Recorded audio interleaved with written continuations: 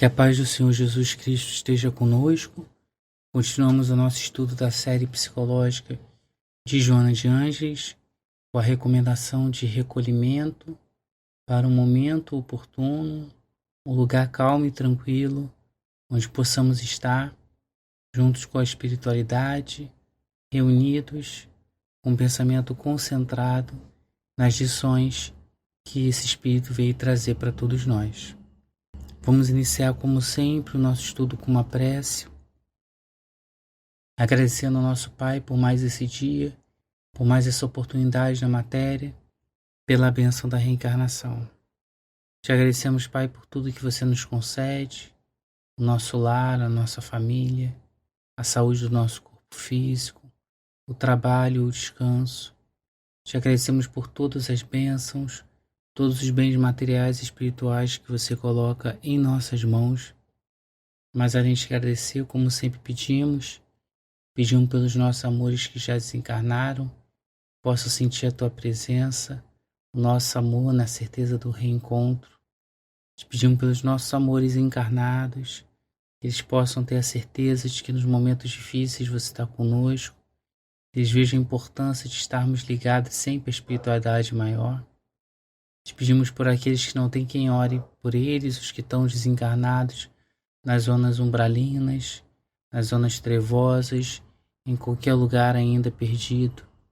Te pedimos por aqueles que encarnados estão nas ruas, nos hospitais, nos asilos, nos orfanatos, nas suas casas ou nos seus trabalhos em sofrimento, que eles também possam ter a certeza da tua presença conosco, do teu amor sempre a nos amparar, ainda que não estejamos em equilíbrio para sentir. Ampara esse trabalho, ampara todos os participantes desse estudo, aqueles que participam de forma presencial e aqueles que participam de forma virtual, e permita que os nossos trabalhos ocorram na tua paz, na tua harmonia, com a presença dos nossos amigos espirituais e dos tarefeiros desse trabalho no plano maior.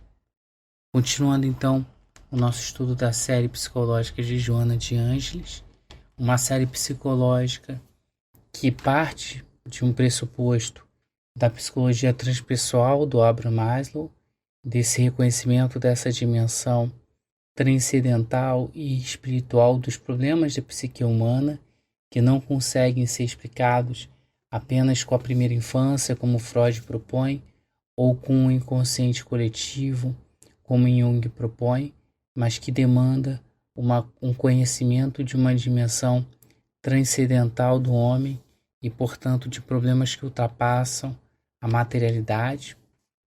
A série psicológica da Joana de Ângeles propõe, dentro dessa análise, a psicoterapia do amor de Jesus como forma de solução para esses problemas psicológicos, O amor de Jesus como alto amor, esse alto encontro que leva à individuação e ao processo de construção dessa individualidade e compreensão do espírito, e que demanda, através do amor ao próximo e do amor a Deus, a completude e a integridade desse self, desse homem, e, portanto, desse reconhecimento de uma dimensão que ultrapassa os interesses meramente individuais, egoísticos, e constrói a figura do homem integral.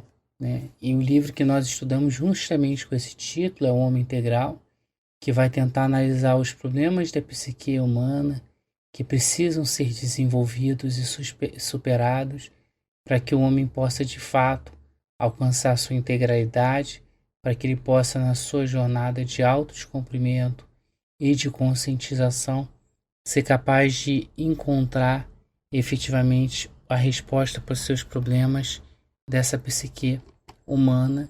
E hoje nós vamos olhar o capítulo 7, 8 e 9, a parte final do trabalho. E começamos com o capítulo 7, com o tema de planificação interior, em que Joana de Ângeles vai analisar primeiramente a questão dos problemas sexuais, Como chama a atenção a imagem, de fato a sexualidade, ela tem que ser exercida, pelo menos no homem, dentre os animais terrestres, de acordo com o seu senso moral, com a sua capacidade de desenvolver sentimentos e, portanto, de exercer essa sexualidade a partir de objetivos próprios, de objetivos definidos, né? E aí, Joana de Anjos chama a atenção de que o instinto natural pela reprodução é uma herança de fato animal, que esse espírito que transitou por outras espécies no seu processo evolutivo, nós vamos ver, ainda tem ou ainda guarda na sua natureza humana. E que ele atende à lei da reprodução, como está lá no Livro dos Espíritos, porque através desses impulsos orgânicos que são, inclusive racionais, porque não estão ligados necessariamente à inteligência, mas estão ligados ao próprio instinto de sobrevivência e de reprodução, a proposta é que esses impulsos é que vão fazer com que o homem seja instado a buscar o encontro da sua parceira para eventualmente produzir a fecundação e manter-se dentro desse projeto de equilíbrio da vida.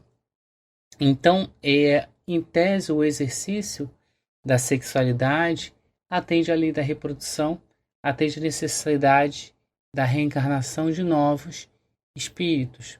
E o prazer que é vinculado a isso, ou seja, o modo como o exercício da sexualidade gera prazer, tem por finalidade justamente atrair e ligar os parceiros, ou seja, viabilizar que ocorra de fato essa interação para que haja essa comunhão de reprodução e através dessa comunhão de reprodução possa de fato trazer novos espíritos, possa de fato fazer com que haja a perpetuação da espécie humana.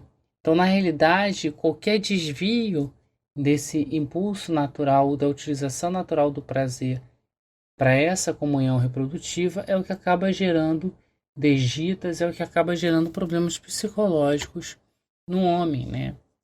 E aí, de fato, uma vez que o homem utiliza o sexo para além dessa comunhão necessária para a reprodução, pelo menos nesse momento inicial, necessária para esse papel da fecundação, ele acaba trazendo essa falta de disciplina, essa falta de correção ao longo de sucessivas encarnações.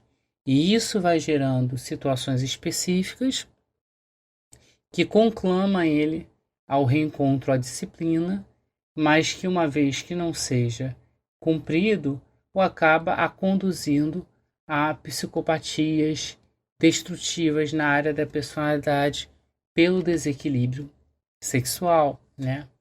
O momento em que o homem, através do seu egoísmo, do seu orgulho, dessas suas chagas morais, ele distorce a finalidade principal do sexo como a finalidade do uso de qualquer bem material que nos é colocado nas nossas mãos durante a encarnação para desenvolvimento pleno das leis divinas como a lei de reprodução e, acima de tudo, a lei de amor, né? Então, a Joana de Anjos vai chamar a atenção que, claro que isso não é um mecanismo que é construído nessa encarnação. A dificuldade do uso equilibrado do sexo decorre de inúmeras encarnações onde esse espírito, através de condutas ainda atrasadas, ainda ligadas ao instinto animal, acabam conduzindo ou trazendo a uma herança atávica, ou seja, acabam simbolizando, na realidade, um modo de operar, um modo de agir desse espírito que acaba conduzindo ele a perpetuar o desequilíbrio que ele traz de outras encarnações. Só que, embora exista essa herança, né, que não pode ser negada, e de fato ela é a bagagem espiritual desse ser, a necessidade do amor como lei divina que está íncita no homem e que, portanto, é decorrente inclusive da sua própria destinação, a felicidade plena, né? Essa necessidade que o amor existe no homem é muito superior. Ela é capaz de garantir uma compreensão equilibrada e uma adequação dessa sexualidade e afetividade, fazendo com que, na realidade, o desejo seja conduzido, e as sensações, obviamente, à realização plena do amor, né? O grande problema é que Joana faz uma crítica contundente, né, é que nas últimas décadas nós tivemos um movimento de revolução sexual, claro, de forma evidente, na década de 60, 70, mas depois de uma forma, não através de movimentos revolucionários expressos, mas também ainda como um valor cultural, em que foi desenvolvida essa noção cultural no homem de que o exercício do sexo era importante, que sentir prazer é importante, né? E aí isso acabou abrindo espaço não para esse exercício da sexualidade dentro de uma noção de afetividade, mas para um tipo de promiscuidade que gerou um excessivo mito de que o prazer é a solução para a felicidade, que a vida deve ser a busca do gozo, e isso acaba gerando uma desvalorização da pessoa e acaba sendo utilizada como objeto, sem qualquer tipo de consideração a respeito ou dignidade, como está na imagem, né? Eu preciso satisfazer os meus interesses ao invés de pensar no interesse do outro, né? Eu utilizo o corpo do outro ao invés de me preocupar com aquele espírito, com seu sentimento e, portanto, com a consideração a respeito à dignidade que ele precisa ter. E quando se utiliza esse tipo de abordagem, né, superado o momento dessa comunhão física temporária, precária, essa comunhão física que é só para satisfação sexual, começa a surgir a insatisfação de ter um desejo ainda não resolvido, o arrependimento de ter feito algo que naturalmente sabe-se que é um excesso, que está lá no Livro dos Espíritos. Toda vez que nós praticamos excesso, nós sabemos que estamos violando a lei divina, que permite que nós usemos qualquer bem que nos é colocado, mas não de forma excessiva, né? Ou acaba gerando, obviamente, os conflitos entre aquilo que eu sei que eu tenho que fazer e aquilo que eu faço. E esse tipo de situação conflituosa, esse tipo de consequência que é gerada não é só para o indivíduo, é a própria coletividade, que acaba havendo uma movimentação de várias criaturas que vivem a serviço do sexo e não adequam o sexo para a inteligência e, portanto, para a utilização dele de uma forma maior, de uma forma plena, de uma forma como consta na imagem, uma forma de comunhão, onde possa ser uma autoexpressão do amor ou uma autoexpressão dos valores da vida e, portanto, representar um instrumento de troca de energia e, portanto, um instrumento de desenvolvimento do amor, da efetividade, do apoio mútuo e da sustentação mútua ao longo da encarnação. Então, Joana de Anjos vai chamar a atenção de que a consciência deve sempre, né, dirigir cada uma das nossas condutas, né? Esse processo de conscientização que vamos falar muito aqui hoje é um processo de conscientização que representa esse autodescobrimento, essa compreensão não só de quem eu sou, mas de quem eu devo ser, né? Não só a tentativa de descobrir e de encontrar a minha personalidade, mas o próprio processo de individualidade, né? O próprio processo de eu, a partir desse autoconhecimento, identificar quem eu quero ser e como posso ordenar a minha vontade para isso. Então, a consciência, esse processo de conscientização, é um processo de direção da conduta do espírito que cada vez mais vai entender que a conduta sexual produz e gera consequências, né? E que essas consequências vão estar ligadas na forma como eu utilizo ela. Que eu não posso deixar o sexo ser pautado apenas nas sensações, porque embora eu compartilhe da natureza animal com os demais seres que estão encarnados e, portanto, essa dimensão da sensação como uma dimensão física, por outro lado, eu também compartilho uma dimensão moral, uma dimensão de ser espiritual que vai, durante diversas encarnações, desenvolver efetivamente valores morais e que vai ter uma existência pautada por emoções. E essas emoções precisam também ser objeto de canalização dessa conduta sexual para alcançar os objetivos maiores da vida, ou seja, desenvolver o sentimento, né?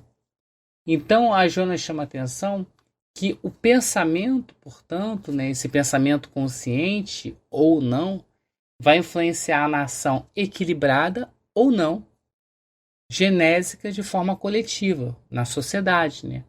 Ou seja, se eu conseguir com a minha consciência dirigir o exercício dessas forças genésicas, né, dessa energia sexual, para atender os valores dos sentimentos, eu vou produzir uma ação equilibrada. Mas se por outro lado eu deixo ele pautado dentro das sensações e do prazer, eu acabo conduzindo naturalmente ao desequilíbrio pelo excesso. Então ela chama a atenção de que a vida saudável no sexo vai decorrer de como eu utilizo esse pensamento, de como eu consigo direcioná-lo através da conscientização, de como eu posso ser capaz de, através de um processo de educação mental, canalizar corretamente essas minhas energias para que elas sejam utilizadas como potencial de vida, né? E aí eu posso canalizá-las não através do próprio exercício do sexo. Olha que interessante, né? A energia genésica não precisa necessariamente ser utilizada ou esvaída na atividade sexual, mas ela pode ser canalizada através do estímulo para a ação física pelo trabalho, do estímulo ao exercício ou a qualquer tipo de ação edificante. Ou seja, ao invés de concentrá-la na sensação e no exercício do corpo, eu posso, através de um processo de planificação e de educação mental, né, guardar essa energia e utilizar essa energia para outro tipo de ações que vão, inclusive, me garantir não só um maior processo de edificação espiritual, mas vão me dar resistência a esses estímulos, a esses atavismos que eu trago de inúmeras encarnações no exercício da sexualidade que foi distorcida em outros períodos, né?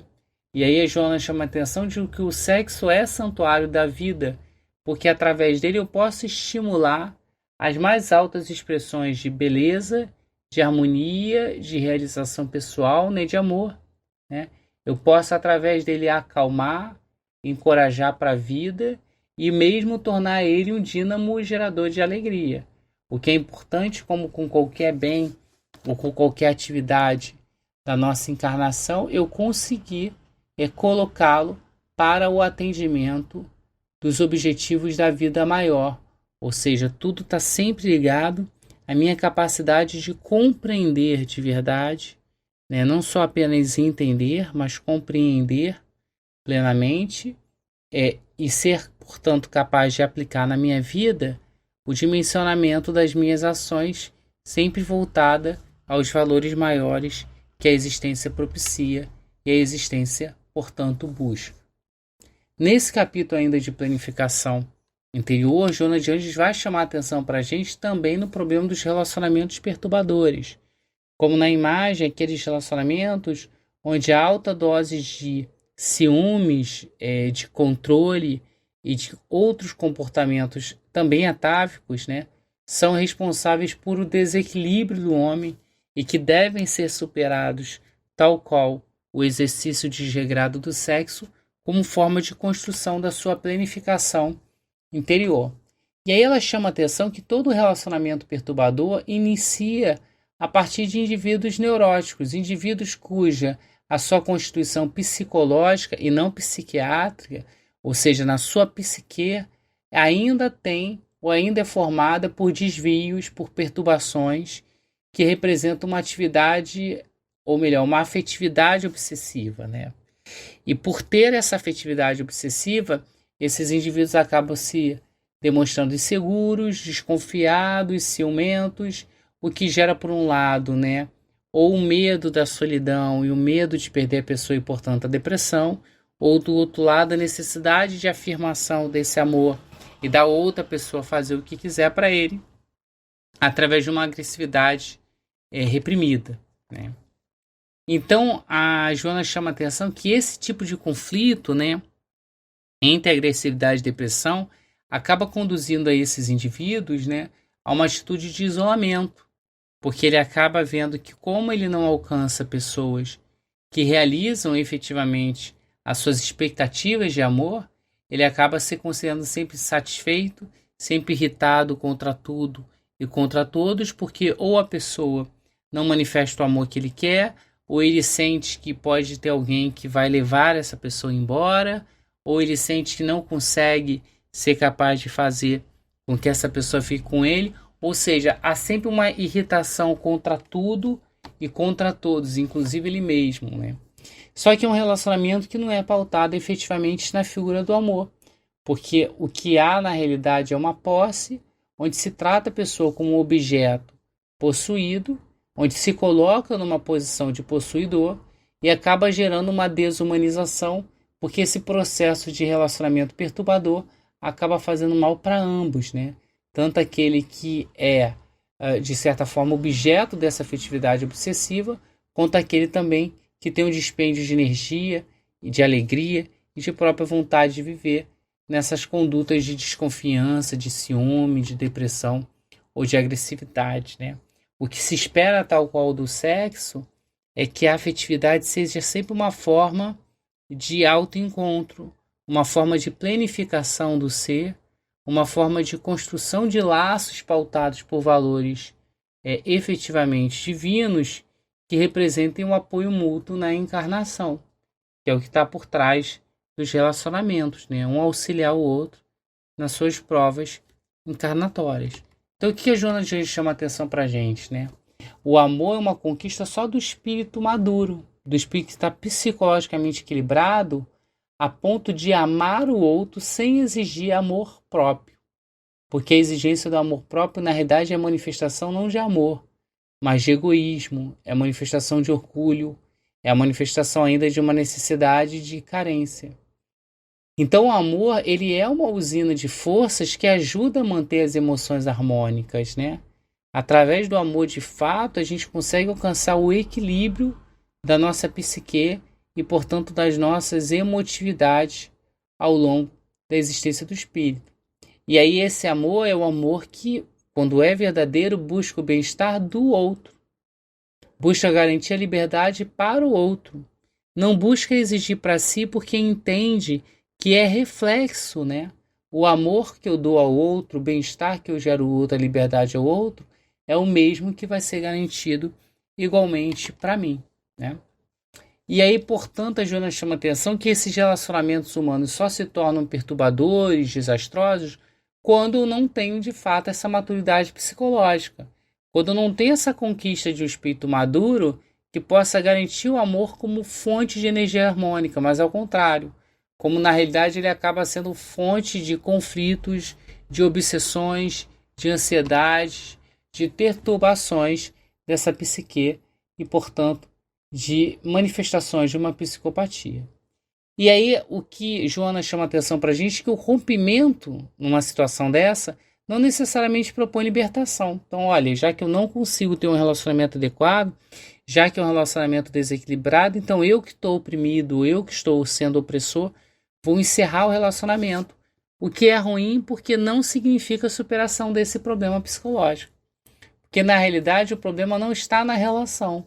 Não é na relação dessa pessoa com aquela, mas no estado íntimo psicológico daquele que é capaz de entrar e criar um relacionamento perturbador ou é capaz de estar diante e participando de um relacionamento perturbador.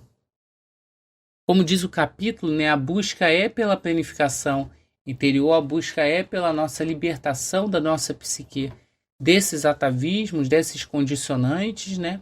Então, para que eu possa fazer isso, eu preciso trabalhar sempre o autodescobrimento. Eu preciso, de fato, sempre estar investigando meu mundo íntimo e perguntando, será que, de fato, eu não estou criando ou colaborando ou permitindo um relacionamento abusivo, um relacionamento conflituoso, um relacionamento desequilibrado, né? Por que eu ajo dessa forma? Por que tamanha insegurança ou medo a ponto de eu colocar o outro nessa situação ou aceitar me colocar nessa situação? Eu preciso fazer esse autodescobrimento para entender os meus papéis nos relacionamentos e nas situações ao qual eu participo e entender ou tentar buscar entender os motivos que me levam a agir ou tolerar esse tipo de comportamento. E aí, como o Jonas chama atenção, com esse autoconhecimento, eu vou ter confiança para entender que, na realidade, né, eu não consigo controlar o outro, né, e que, na realidade, o conflito com o outro não é manifestação de amor, né?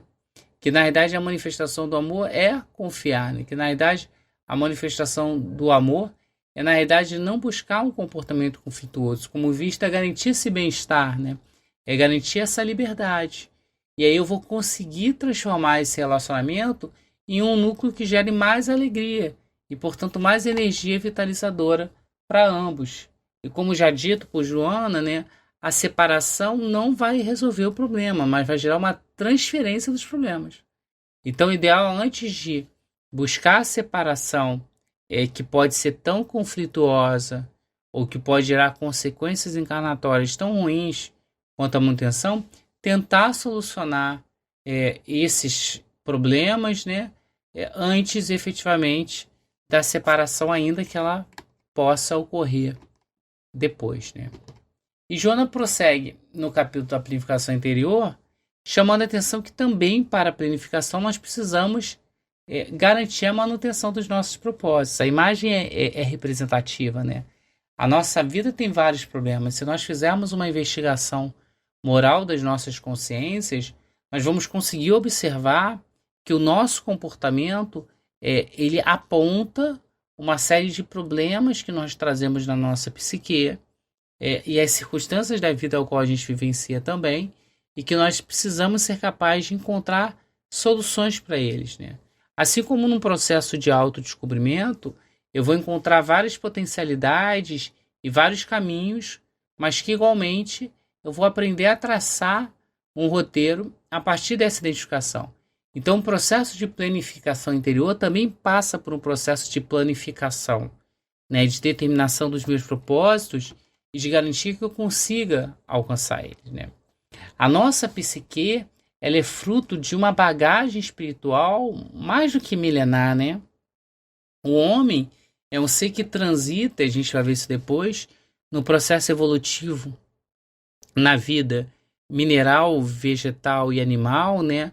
No processo orgânico de experimentação, nós tivemos um processo de aquisição de uma série de experiências e de uma série de jornadas que fazem com que o nosso inconsciente seja um enorme arquivo de elementos raciais, culturais, de tradições, de manifestações humanas que influenciam no nosso comportamento. Nós somos o resultado de diversas experiências. Experiências que nós não passamos encarnando apenas no mesmo gênero, na mesma raça, ou que passamos encarnando no mesmo lugar. Mas, na verdade, é fruto de uma série de experiências, de uma série de aquisições de comportamento.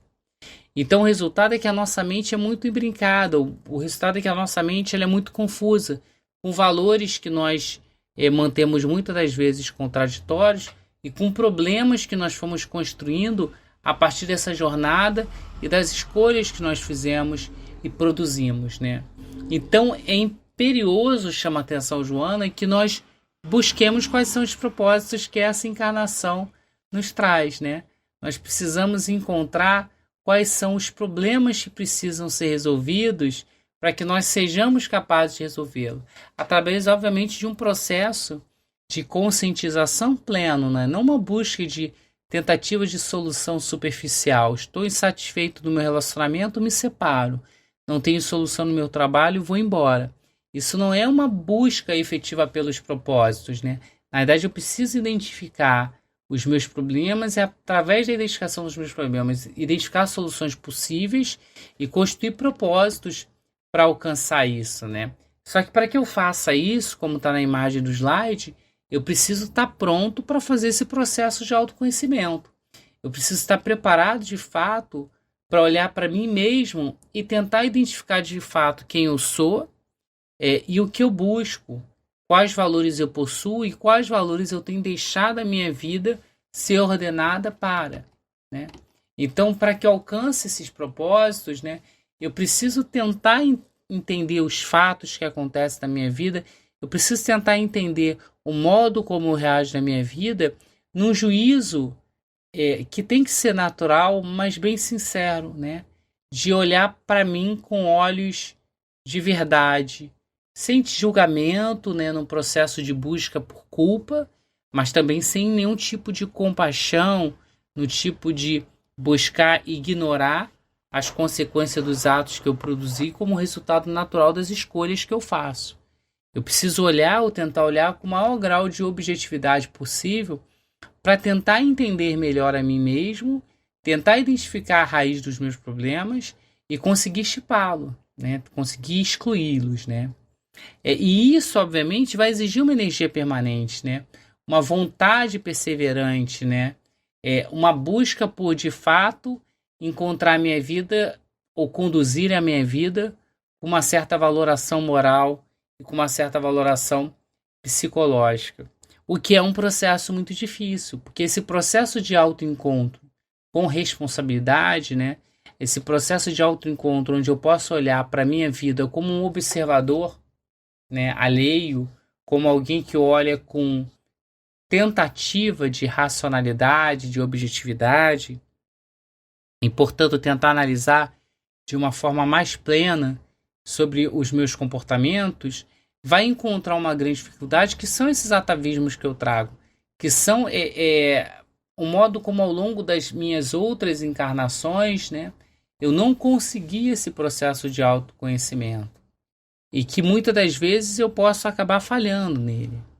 Mas, como diz Joana de Ângeles, se socorre por falta de perseverança, é por desânimo diante das dificuldades de recomeçar e por um desinteresse, ainda que não evidente, de me libertar dos conflitos.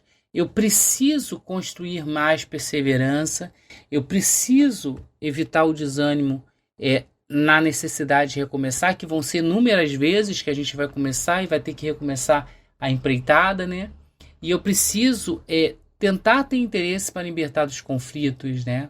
Eu preciso entender, como na imagem, que o processo de reforma íntima é um processo integrado entre autoconhecimento e autotransformação, onde a cada momento eu estou tentando identificar quem eu sou e a cada momento eu estou tentando também igualmente modificar quem eu sou.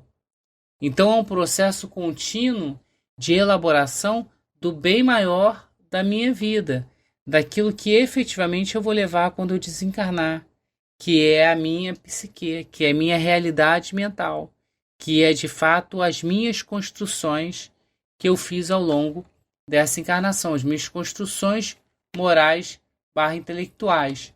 Então Jonas chama a atenção de que a manutenção de um propósito de renovação e de autoaprimoramento é resultado de uma aceitação normal e a cada momento da minha necessidade de autodescobrir-se. Eu preciso entender que a cada momento eu estou revelando esse grande desconhecido que sou eu. Que por mais que eu possa achar que eu tenho plena dimensão da minha personalidade, o que eu tenho na realidade são indícios do meu comportamento, né? Uma possível leitura da minha personalidade, que eu não consigo entender os elementos e condicionantes que estão no meu inconsciente, que influenciam o meu consciente e que eu ainda não estou num processo de maturação da minha consciência a ponto de construir uma individualidade pautada com os valores da vida maior. Na realidade, esse processo de autodescobrimento é um processo de humildade, de compreender que eu não conheço bem a mim mesmo, e muito menos o mundo ou outro, o que retorna um papel importante olhar para nós mesmos, inclusive porque o modo como nós apreendemos a realidade humana é a partir do modo como eu vejo pela minha realidade mental. Então eu preciso tentar entender que eu olho o outro e olho o mundo a partir dos meus olhos. E eu preciso tentar ver como eu olho, né? Porque como eu olho é um processo de encontrar quem eu sou, de me autodescobrir, de entender que quanto mais eu olhar para mim, menos eu vou estar constrito pelos meus atavismos, menos eu vou estar condicionado pelas minhas ansiedades, os meus medos, pelo modo como o cotidiano foi construindo essa personalidade, ou pelo menos esse arquétipo que eu acho que representa a minha personalidade, né? E aí, a partir desse autoaprimoramento, é que eu construo uma ação consciente, onde eu vou cada vez mais me planificando, entendendo como eu devo agir e superando qualquer uma dessas psicopatias que acabam influenciando a minha existência. E aí, em termos de planificação interior, a Joana de Anjos chama atenção para a gente que esse processo, né, de falta de autodescobrimento e de autorrenovação pode parecer um primeiro momento que esbarra com as nossas leis kármicas, né, que esbarra de fato com aquilo ao qual foi programado nessa existência para o reparar e que para algumas pessoas poderiam significar, ao menos, né, uma dificuldade para a felicidade. Só que olha interessante como a Joana de Anjos começa esse item do capítulo, né? Ela chama a atenção que para muitas das pessoas a felicidade pressupõe segurança, pressupõe o conhecimento de como as coisas vão se operar e, portanto, de como ela vai lidar num cenário onde ela conhece as coisas.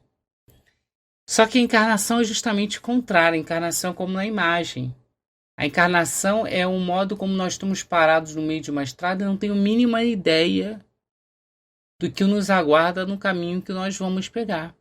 Nós não conseguimos olhar adiante, porque essas leis kármicas vão nos conduzir de fato às situações que nós precisamos encontrar dentro de karmas que nós construímos com as nossas escolhas e que vão conduzir necessariamente pela lei da afinidade, né, pela lei de causa e efeito, a aproximação com as situações, com as pessoas, com os momentos que eu preciso vivenciar para o meu progresso individual e para a minha liberação da minha psique, dos meus problemas, né? Então, na experiência psicológica de amadurecimento da personalidade humana, a busca pela plenitude na encarnação passa pela incerteza, porque a incerteza nos conduz a uma movimentação. A incerteza nos força ao crescimento. Ora, se eu souber que aos 40 anos da minha vida eu vou encontrar um emprego onde eu vou ter estabilidade, aos 20 anos eu não vou me movimentar para fazer nada. Então, as incertezas que a encarnação constrói através da perda da memória, do esquecimento, e aqui eu falo esquecimento não só daquilo que eu vivenciei, mas daquilo que está programado, é uma forma de garantir o crescimento e o progresso, porque movimenta o espírito, né? E nesse caso, se nós tivéssemos certeza, nós cessaríamos qualquer motivo para evoluir. Nós cessaríamos a experiência. Ora, se eu entendesse que eu ia encontrar o amor da minha vida em tal idade, eu não precisaria vivenciar outros relacionamentos. E aí talvez os relacionamentos que eu vivenciei foram os que me deram a experiência para saber como me comportar perante aquela pessoa naquele momento. Então, a experimentação acaba sendo sempre uma forma de renovação, né? Porque através, obviamente, desse processo de vivenciar escolhas, nós vamos ampliando cada vez mais os horizontes nossos da vida e cada vez mais construindo efetivamente o nosso processo de amadurecimento psicológico e, portanto, espiritual, né? E aí a Joana chama a atenção que essas incertezas também acabam ajudando, porque permitem que os erros sejam mais fáceis de serem reparados e os êxitos sejam mais significativos. Ora, se eu souber que tudo que eu fizer vai dar certo, qual é de fato o meu esforço nisso? E se eu souber que aquilo vai dar errado, né, como é que eu vou efetivamente reparar ou aprender aquilo? Então ela acaba nos ajudando a nos libertar dessa ideia ou dessa construção de que a felicidade está num modelo de segurança, um modelo de certeza. Como está na imagem, né, o nosso processo de planificação interior é um processo que demanda coragem, é um processo que demanda força, é um processo que demanda que nós possamos, de fato, entender que nós precisamos estar mais preparados para lidar com a situação da vida. E a Joana traz como isso a questão de novo da solidão que nós vimos na aula anterior. Da solidão não como um processo de estar sozinho em desequilíbrio, mas como um momento efetivamente de isolamento, onde eu possa deixar minha mente livre e eu possa refletir sem julgamento, sem discussão, sobre as minhas ações, sobre os meus interesses, sobre os valores que orientam a minha vida. É um momento onde eu nem foco efetivamente no passado e nem ainda me desespero pelo futuro. mas onde eu posso me encontrar e através de uma superação das lembranças que acabam ficando presas no meu inconsciente, eu posso me libertar dessas algemas da ansiedade, da fobia, do conflito, do medo do ontem ou do desespero do amanhã. Então a Joana chama a atenção que o processo de encontrar a felicidade é possível nessa encarnação. Nós podemos encontrar uma felicidade relativa, desde que eu aceite que pelas leis kármicas da vida que eu desconheço, eu não consigo controlar todos os acontecimentos que vão acontecer na minha vida. Mas eu consigo, através de um momento de solidão, de meditação, me preparando para entender quem eu sou, o que eu quero ser e, portanto, como eu quero viver diante dessas questões. Então é interessante, né, que o capítulo fala sobre karma e felicidade e que, embora inicialmente pareça que os nossos processos kármicos de expiação, de provação, nos impeçam a conduzir à felicidade, a proposta é exatamente o contrário. A vida vai nos trazer as oportunidades e os momentos de reparação, de resgate ou de teste. Mas isso não significa que eu preciso atuar baseado nessas condicionantes. Senão não haveria necessidade de reencarnar de novo. Por que eu volto um bebê de novo? Por que eu começo tudo de novo?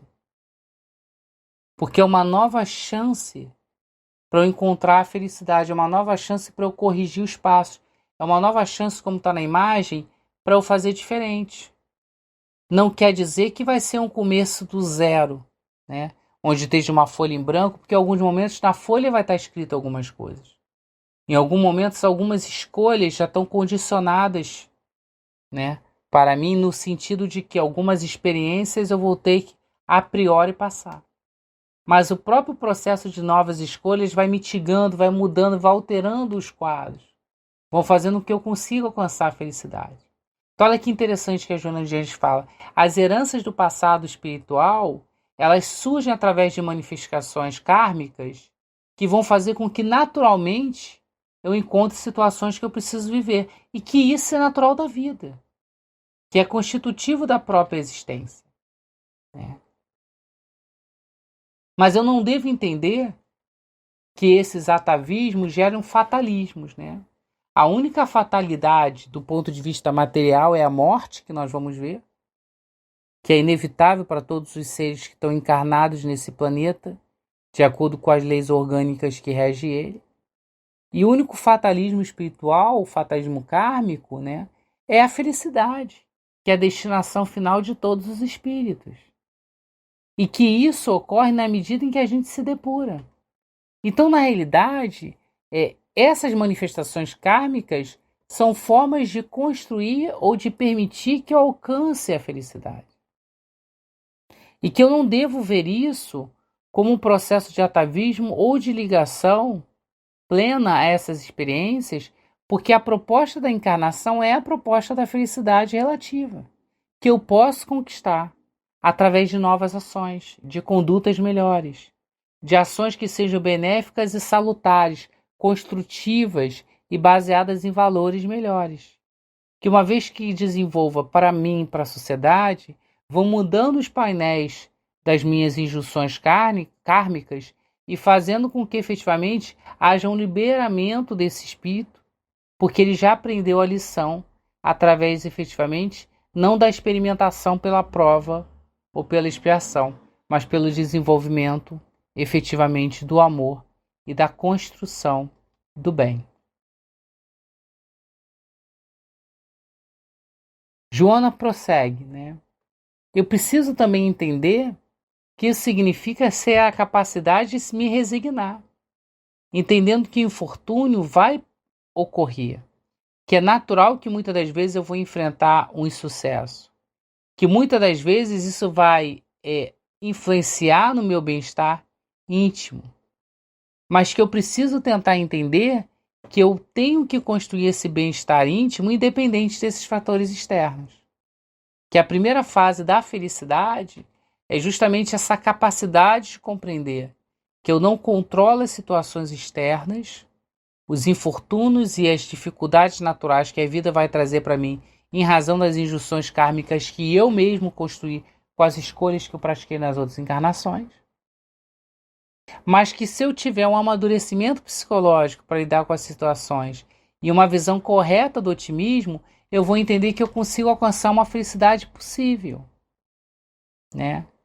E eu vou consegui-la através de um trabalho no bem, onde eu possa aspirar a novos valores e eu possa harmonizar eles com equilíbrio interno. Eu preciso entender que as ocorrências desagradáveis são parte de um processo, que eu posso e devo me manter vigilante para as situações que podem ocorrer, mas sem medo, sem receios, sem tensões, sem preocupações com sofrimento, encontrando dentro de um espaço de autoencontro uma sensação de paz que me permita lidar com essas situações, entendendo que a minha felicidade vai ser relativa, porque essas situações vão ocorrer, mas que o fato delas ocorrerem não significa que eu não possa ter ou conservar a minha felicidade.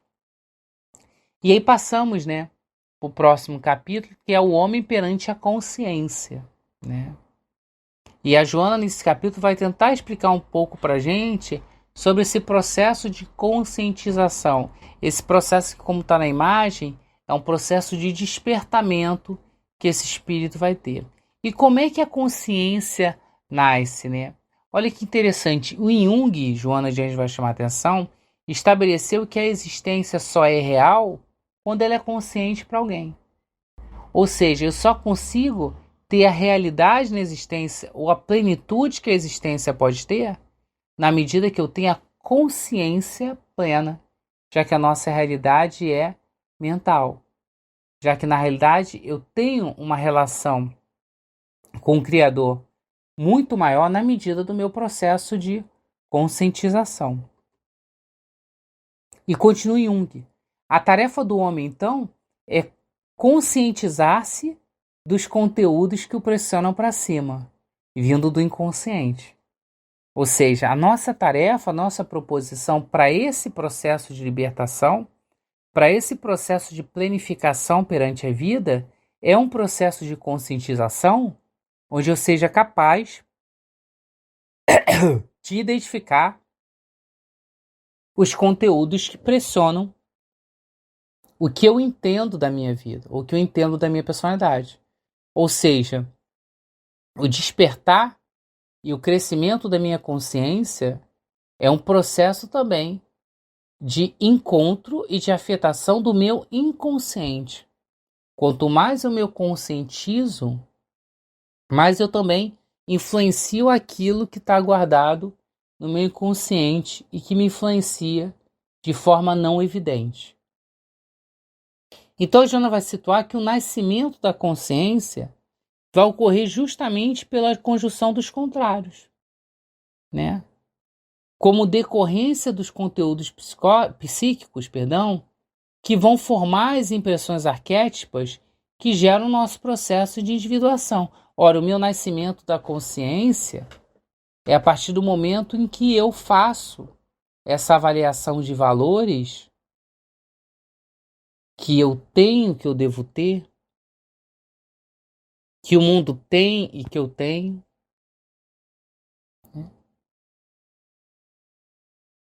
Como decorrência desses conteúdos psíquicos, né, desse desenvolvimento da psique humana, que aí vai formar quais são as impressões arquétipas, né?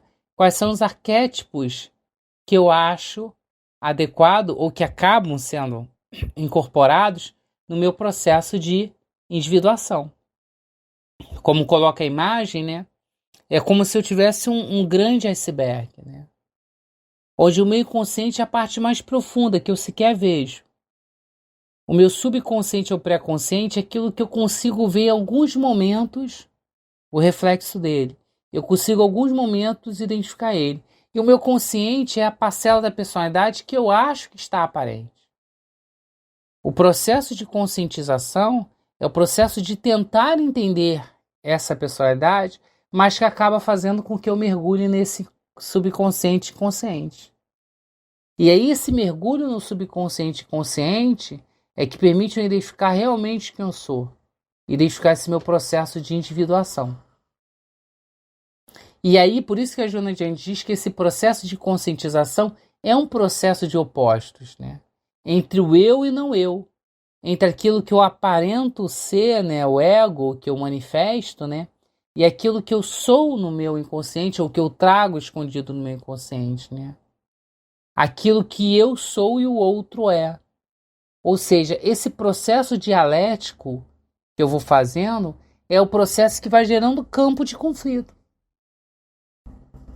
Que esse campo de conflito, como a gente viu nas aulas anteriores, que é necessário para o meu amadurecimento espiritual, se eu vivenciar ele de forma adequada, eu aprimoro a vida.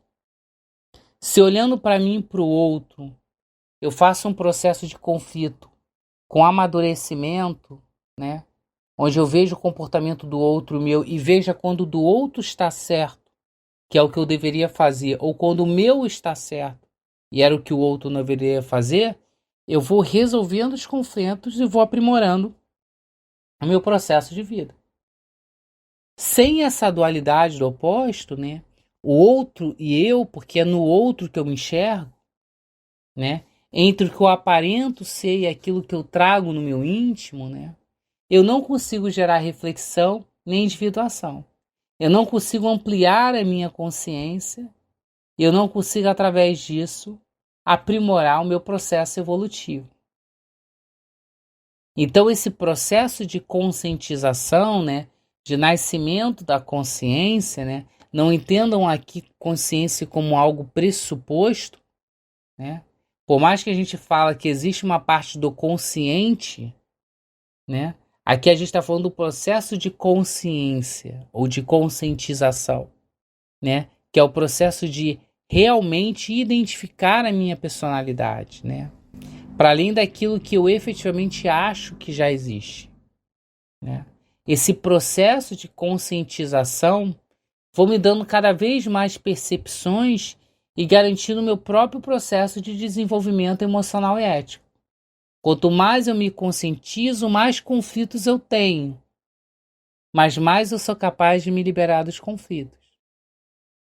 Pelo desenvolvimento de ferramentas emocionais e éticas que me preparam para identificar quais são as emoções que eu devo ter ou não, quais são os comportamentos que eu preciso ter ou não.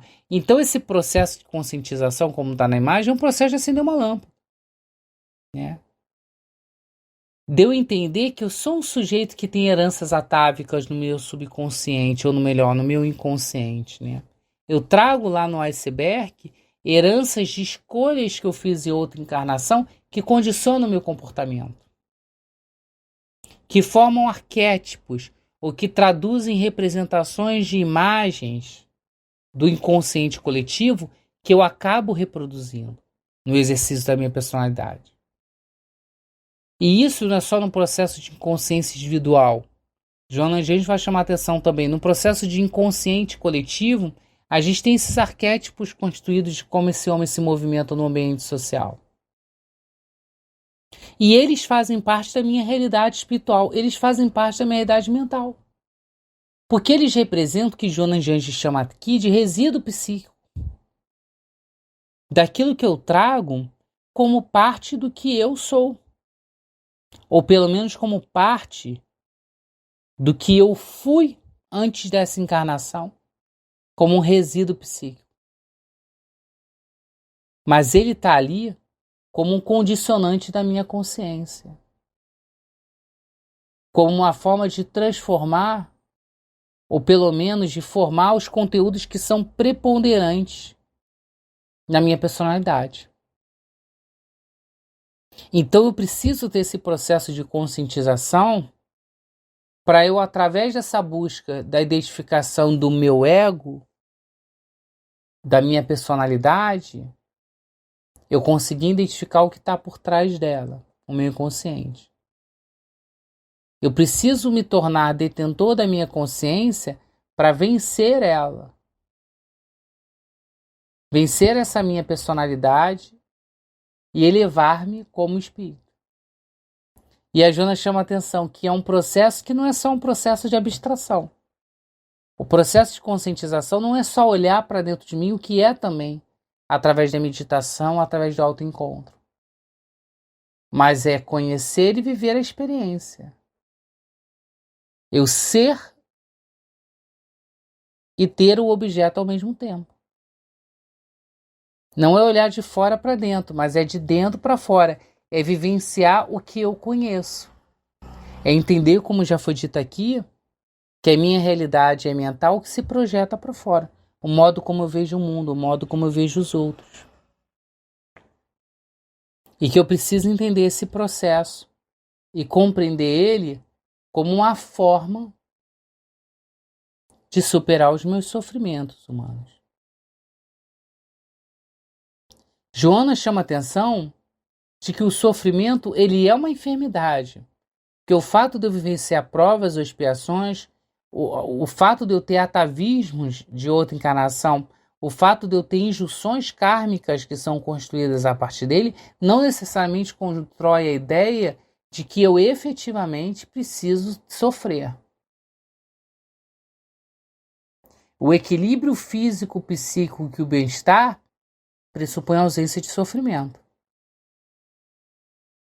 Mas para eu ter ausência de sofrimento, eu não posso atacar o efeito, eu tenho que atacar a causa. Eu tenho que entender quais são as razões do sofrimento da minha existência. Que quase sempre chama atenção a Joana, eles procedem de atos degenerativos, né? Dos meus próprios desequilíbrios psicológicos, seja nessa encarnação ou nas anteriores, que me conduziram a isso. Então, se por um lado ele é resultado das dívidas kármicas que eu construí pelo meu livre-arbítrio mal utilizado, por outro lado, ele também é decorrência da minha bagagem espiritual, porque ele é decorrência das minhas emoções desequilibradas. Do egoísmo, do orgulho, desses vícios que existem em nós em diversos graus e que são condizentes com o nosso processo de maturidade psicológica que nós temos ainda. Então nós precisamos romper com esses atavismos, nós precisamos romper efetivamente com esse processo de sofrimento humano. Como é que eu rompo com o processo de sofrimento humano? Como nós já vimos, eu não controlo a realidade externa. Eu não controlo as injunções kármicas que vão me trazer provas ou expiações. Eu não controlo o que vai acontecer na minha vida. Porque a vida vai me trazer situações, pessoas e momentos que não necessariamente são os que eu desejo. Mas eu sou capaz de controlar o modo como eu lido com elas. O modo como eu aceito o sofrimento como uma enfermidade. Como uma resposta resignada a estas questões. E para vencer esse sofrimento, a Joana de Anjos chama atenção, preciso ter disciplina. A disciplina de identificar quais são as causas desse sofrimento. Né? A disciplina de identificar quais são os fatores que conduzem a isso. E como eu posso buscar resolver eles. Eu preciso condicionar minha mente a buscar harmonia, não desarmonia. A saber lidar com essas injunções, não com sofrimento, mas com resignação, com paciência. Eu preciso utilizar o processo de meditação como um processo de autoencontro e de encontro dos valores que eu pretendo encontrar na vida, ou desenvolver na vida. Eu preciso disciplinar a minha vontade a entender que eu posso e tenho que ter tranquilidade perante os acontecimentos da vida. Se os acontecimentos são inevitáveis, a ausência de tranquilidade perante eles não os resolve. Apenas os agrava.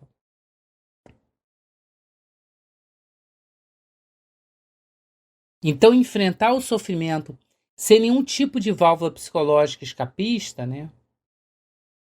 De vitimização, ó vidas, ó céu, de projeção, de colocação na culpa dos outros, mas de olhar ele como algo que eu preciso ter uma maturidade, que eu preciso, através da disciplina, condicionar o modo como eu reajo à vida com mais tranquilidade, é uma atitude que vai ser saudável, porque vai me dar mais disposição consciente para enfrentar as questões que eu preciso vencer. Vai me ajudar a ter uma visão mais otimista do futuro. De eu descobrir, como está na imagem, que o verdadeiro super-herói que vai libertar a minha vida não é o outro. O super-herói da minha vida sou eu. Porque eu que vou ser capaz de me libertar do sofrimento. E é por isso que a Joana Jandes vai trabalhar quais são os recursos para liberar esse homem do sofrimento.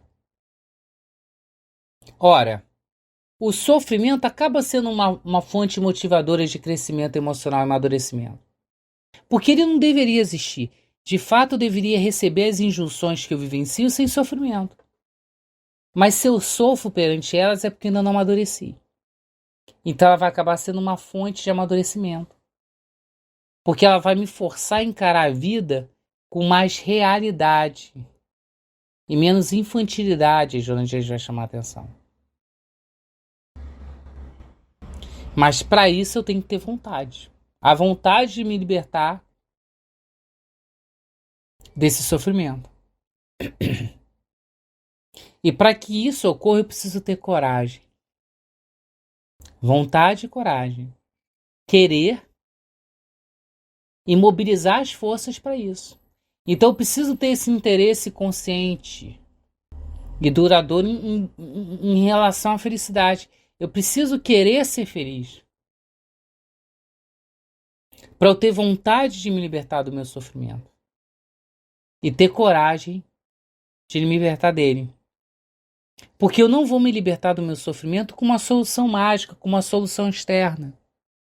Não é com remédio para tristeza, depressão, angústia que eu vou me libertar ou que eu vou me liberar desses sofrimentos, né? Por isso que a Joana vai chamar a atenção no que ela diz que são fases de uma teoria libertativa. Fases de como eu posso me libertar do sofrimento. Primeira fase, o primeiro momento, né, é considerar que todos os indivíduos são dignos de ser amados. Todos merecem receber afeto. Ora, quando eu me comporto perante a vida, entendendo que todos merecem ter afeto, eu vou dar mais afeto ao outro. E o outro vai perceber o modo como eu trato ele. Então eu consigo me liberar do sofrimento. Porque internamente eu vejo que eu preciso tratar o outro com carinho e o outro vai tender a não se comportar de forma conflituosa porque viu o meu comportamento. Identificar e estimular os traços de bondade no outro. Todo espírito traz coisas boas nele, ainda que nem sempre predominem. E entender isso nos liberta do sofrimento, porque significa reconhecer que há coisas boas no outro, que mesmo quando ele faz algo que não é tão bom, isso não tira o fato de que há coisas boas nele. E que eu não preciso sofrer pelo que ele praticou comigo. Aplicar compaixão quando agredido. Ao invés de buscar um processo de culpa, de criação de sofrimento para o outro que gera sofrimento em mim, quando eu aplico a compaixão com o outro, eu não liberto o outro, eu liberto a mim mesmo. O outro, perante as leis divinas, as leis cósmicas, ele vai encontrar as consequências futuras sobre o ato praticado. Mas quando eu o perdoo, eu libero a mim mesmo de estar repercutindo esse sofrimento que eu vou escolher. E por fim, o próprio amor. Quanto mais amor eu tiver, menos sofrimento eu tenho. Porque eu vou deixar que menos esses condicionantes influenciem em mim. Eu vou ser capaz de liberar desses atavismos psicológicos, dos medos, das ansiedades, das fobias, de tudo que a gente viu nesse livro. Porque quanto mais eu amar, menos medo eu vou ter. Menos ansiedade eu vou ter. Menos insegurança eu vou ter. E isso envolve, obviamente, né, um processo de autoconhecimento e de autotransformação. Que a Joana traz duas ferramentas, que é meditação e ação. E ela chama a atenção, como está na imagem, né, que a meditação não é ficar numa posição específica de olhos fechados, necessariamente entoando mantra. É um processo de autodescobrimento, de busca do conhecimento da gente e das nossas emoções, de uma tentativa de viver uma vida mais equilibrada pela busca de si mesmo. Né? Como é que eu vou me liberar dos meus conflitos? Dos valores que eu tenho e que eu devo ter? Como é que eu vou ter amadurecimento psicológico para lidar melhor com os outros e com as situações? Como é que eu vou identificar quem é minha personalidade e construir os rumos de um processo de individualidade, de construção de uma real autonomia e de valores efetivos para mim? Se não através de um processo inicial de meditação. De parar um momento nesse mundo agitado, onde a gente passa a maior parte do dia fazendo as coisas, e olhar para mim mesmo e entender quem eu sou, o que eu quero, quais os valores que orientam a minha vida. Então a meditação aqui é eu me concentrar de forma analítica, me analisar, examinar minhas carências, meus problemas, olhar para mim no meu reduto da intimidade, de portas fechadas. Quem efetivamente eu sou, o que eu faço, o que eu quero fazer. Fazer um inventário mental dos meus defeitos, das soluções que eu preciso encontrar. Fazer uma observação sincera de mim mesmo. E aí, óbvio que isso vai resultar num processo de pacificação perante o outro. Porque se me falta paz perante o outro, é porque me falta paz perante a mim mesmo. Né? Quanto mais eu for fazendo esse processo de autoconhecimento, né? E a meditação inicialmente não precisa ser longa, Joana de Anjos chama atenção, um pouco tempo por dia, onde eu posso olhar para mim e pensar, tá, quais são os meus problemas? Como é que eu resolvo? Quanto mais eu vou fazendo esse processo, mais eu vou construindo uma harmonia interior. Porque eu vou lidando com meus conflitos. E quem está bem com seus conflitos, não deixa o conflito dos outros perturbar. Eu passo a ter mais força psíquica para resistir às investidas externas. Eu acabo encontrando um mecanismo de absorver mais força mental e moral para desenvolver o meu bem-estar. Porque é um processo de humildade, onde eu vou olhar, não sou perfeito, tenho esses problemas. Talvez eu não consiga resolver eles, mas posso tentar atacá-los desta forma. Vai dando mais coragem e vai construindo, ou nos tornando pelo menos predisposto ao bem-estar. E esse processo vai dando tranquilidade, vai fazendo com que a reflexão nos dê em harmonia e vai fazendo com que cada vez mais a gente fique interessado em produzir esse estado de alma. Só que, claro, a meditação pressupõe ação, por isso que o item no capítulo é meditação em ação. Como está na imagem, só existe real equilíbrio no meio do desequilíbrio. Equilíbrio no momento de situação equilibrada não é real equilíbrio. É confluência da própria situação. Eu só encontro equilíbrio no momento de desequilíbrio. Eu só verifico se realmente eu estou numa situação de equilíbrio no momento em que todos os elementos externos e internos me convidam ao desequilíbrio. Então só existe meditação com ação. Então a meditação, ela abre espaço para a ação. Para que uma vez que eu esteja meditando quem eu sou, o que eu preciso ser e como eu preciso ser, eu movimente os recursos úteis para que eu seja essa pessoa. E obviamente que isso não influencia ou repercute apenas em mim. Repercute no outro. Porque se eu estou equilibrado, eu produzo equilíbrio no outro também, né? Então só a ação efetivamente vai consolidar aquilo que eu aprendi com a meditação. O verdadeiro crescimento emocional, sem perturbação, sem conflito de relacionamento, vai ocorrer através da medida em que, uma vez que eu meditei como devo agir, eu passar a agir desta forma. É por isso que Joana diz que o ato de meditar tem que ser sucedido pela experiência de agir.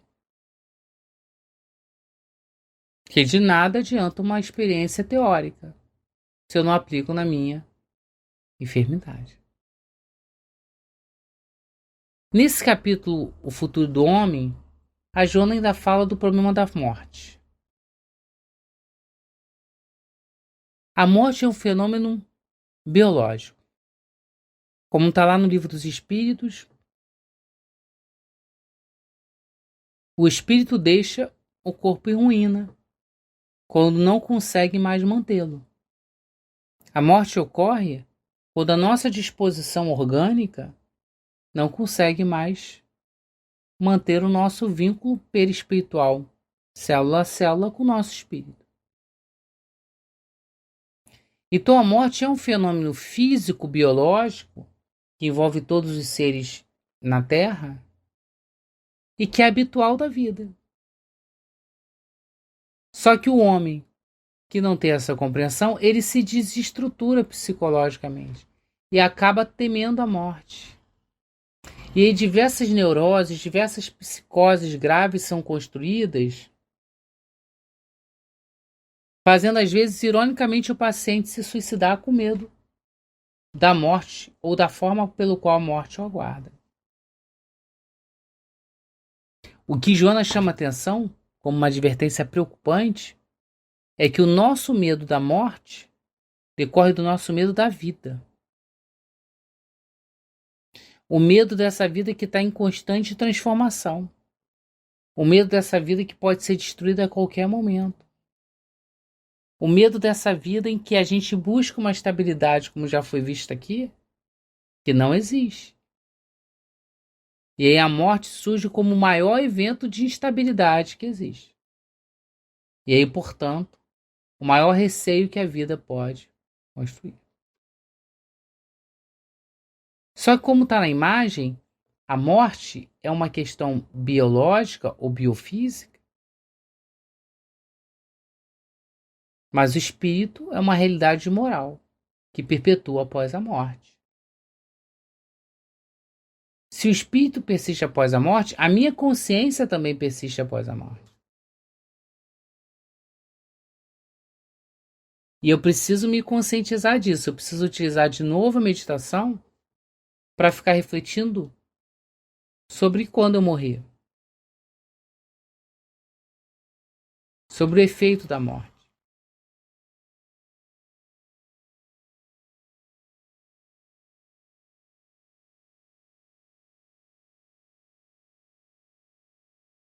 Eu preciso utilizar a busca por mim mesmo, pela libertação dos meus conflitos, pelo amadurecimento psicológico, pela minha afirmação da personalidade, como uma forma consciente de lidar com a vida e de aceitar a morte.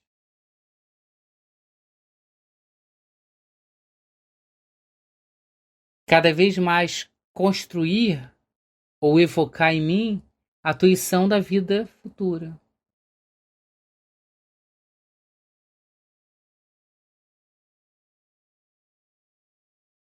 Entender que as experiências psíquicas do passado e as do presente me apontam que a morte é só uma transferência do ser energético. E me conscientizar que o meu corpo vai morrer, mas eu, espírito, eu, consciência, permaneça após a transformação do corpo. Uma transformação que me tira do estado de ser material e me reconduz de novo ao meu estado de ser espiritual. E esse processo de conscientização da morte altera o modo como eu vivo e o modo como eu vou conduzir a minha experiência na matéria. Porque vai me construir ou me ajudar a construir espaços mentais onde eu entenda que as coisas materiais não devem ser tão importantes, que eu não devo me apegar tanto. As coisas, as pessoas, as posições, já que a morte é inevitável, já que a morte, a rigor, é inesperada. Um processo de conscientização dos valores que têm importância. E que funciona como uma terapia saudável, porque olhar para a morte pensando na vida futura me ajuda a viver melhor na minha vida material. A dar mais importância às coisas que eu preciso entender. E é por isso que em ato contínuo a Joana de Anjos vai chamar a atenção sobre a comunicação dos espíritos, que vem nos trazer um alento.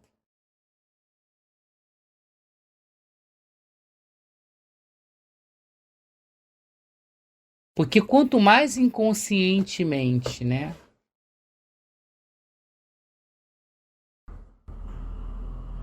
eu tenho a noção de que a vida continua após a morte, esse processo vai fazendo com que eu cada vez mais busque identificar o que tem então além. E aí os fenômenos que a doutrina espírita mostrou, ou que a própria metaciência traz, que foi analisado pela ciência, como os fenômenos de ectoplasmia, de evidência, de psicofonia, de psicografia, atestam para a gente a continuação dessa consciência depois da morte. E a Joana chama atenção. As próprias psicopatias que foi estudada nesse capítulo que a gente viu, muitas das vezes são resultado da influência desses espíritos que permanecem após a morte.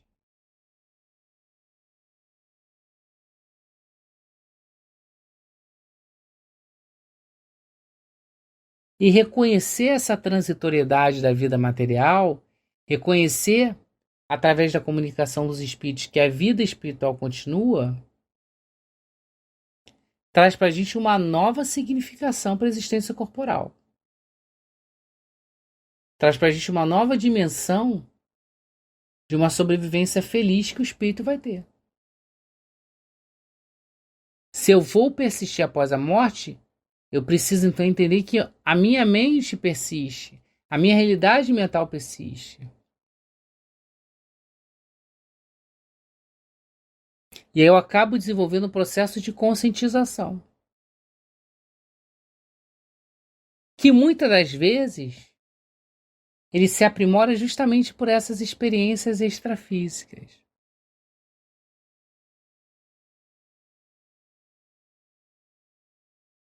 Essas experiências mediúnicas que me ajudam a entender enigmas de vários distúrbios, como demência, ou de várias aptidões, como genialidade.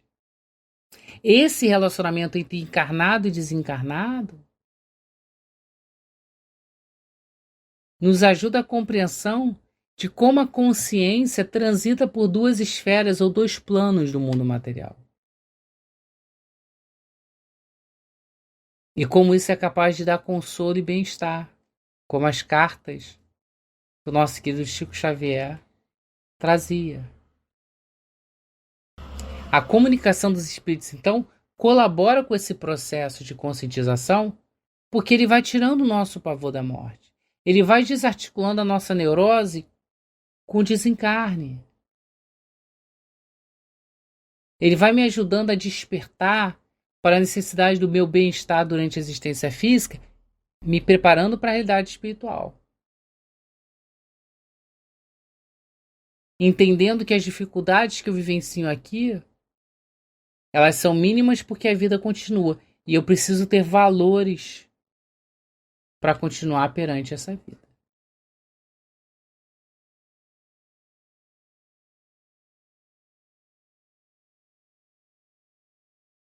E nesse processo de conscientização, o modelo organizador biológico tem um papel importantíssimo, que é o nosso querido perispírito. O homem é um conjunto de elementos, ele é uma tríade que a gente vai trabalhar muito nessa série psicológica, formada por espírito, perispírito e corpo, em constante interação. Interação entre si, interação com o próprio universo, já que envolve o fluido cósmico universal. O perispírito ou corpo astral, como alguns gostam de chamar então, ele é formado por vários tipos de fluido, várias decomposições desse fluido cósmico universal, para além de apenas um laço que une o espírito ao corpo somático. E é esse modelo organizador biológico, ou seja, a gente precisa pensar no perispírito como um molde que plasma no nosso corpo físico as nossas necessidades morais evolutivas, ou seja, que vai plasmar no nosso corpo físico uma parcela das injunções kármicas que nós precisamos vivenciar, através de genes e cromossomos. Então, como está na imagem, na realidade, o perispírito, né, ele é uma projeção do espírito ou da psique espiritual, ou do que o André Luiz chama de corpo mental. Dessa projeção do pensamento irradiado na dimensão corporal. Então, se ele é uma projeção do meu corpo mental, ele vai plasmar no meu corpo físico as minhas necessidades evolutivas. Aquelas que vão me purificar na reencarnação. Afinal, o retorno da matéria tem como finalidade purificar o espírito, pelas experiências que ele vai vivenciar na matéria. Então, os distúrbios psicológicos vão se transferir para o campo biológico através de compromissos negativos. Ele vai fixar no nosso organismo também os nossos traumas emocionais, assim como ele vai fixar também as nossas aspirações, os nossos sentimentos, ou seja, a irradiação desse corpo mental no perispírito vai transformar o nosso corpo biológico no resultado imediato da nossa psique mental. Então, o nosso perispírito, como ele é comandado pelo espírito, durante um bom tempo ele é comandado pelos automatismos nas faixas menos evoluídas que nós tivemos, dos nossos atavismos criados pelas nossas decisões desequilibradas. Mas eu posso dirigir ele conscientemente. Eu posso me libertar dos impositivos através de um processo de aprendizado. Então, quanto mais eu me espiritualizo, quanto mais eu encontro um processo de conscientização, canalizando as forças para cada vez mais aspirações de enobrecimento, de sublimação, de valores novos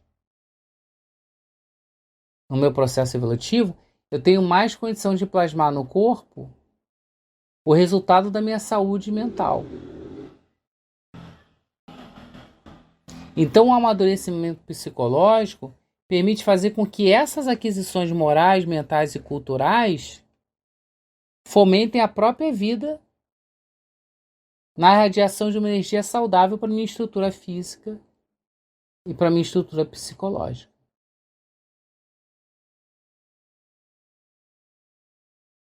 E aí por isso que a reencarnação é tão importante nesse processo de construção do homem integral, nesse processo de conscientização, nesse processo de o perispírito projetar através do corpo mental no meu corpo físico cada vez mais saúde e cada vez mais equilíbrio mental e não desequilíbrio.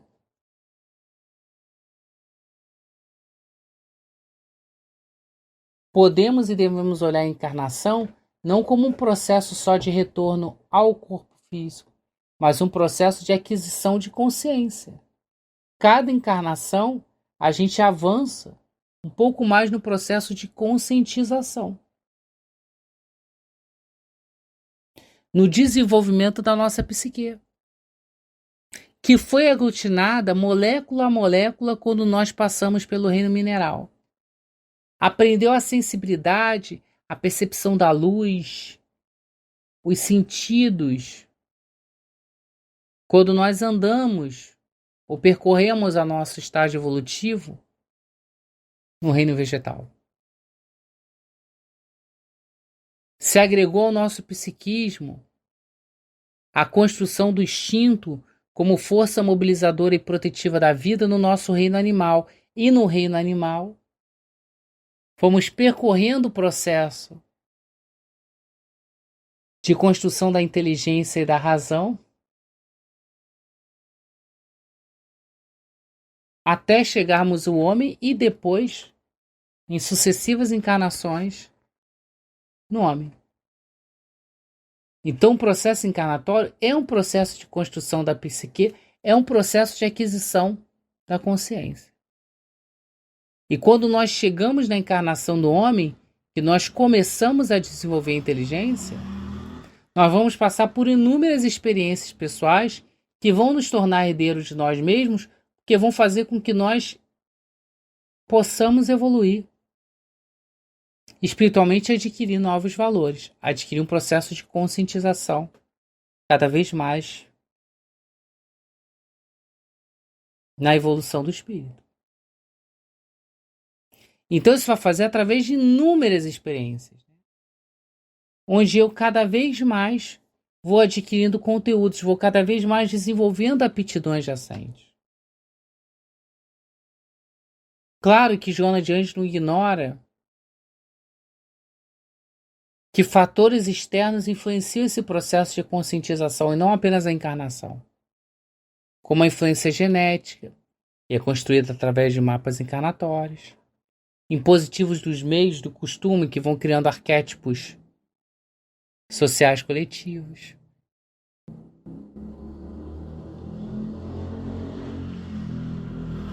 Mas essas injunções eu preciso lembrar que o corpo reproduz o corpo. Que na verdade a mente que vem nesse corpo, como está na imagem, no fundo do slide, é uma mente de um espírito que teve uma bagagem espiritual de inúmeras outras encarnações. E por mais que ele não lembre dessas encarnações, que elas fiquem arquivadas no seu arquivo mental, o nosso inconsciente tem essas memórias pretéritas.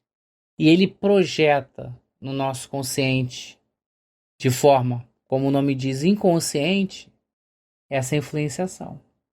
E a encarnação é justamente para esse processo de liberação desses conteúdos perturbadores dessa construção. Esse processo de formação da integralidade do homem. Então, se a morte é um fenômeno biológico que transfere o ser de uma realidade para outra, eu preciso começar então a pensar que o que me torna humano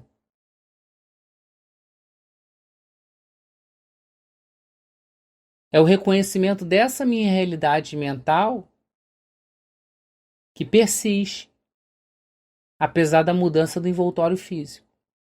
E essa visão nova, que é uma visão transpessoal,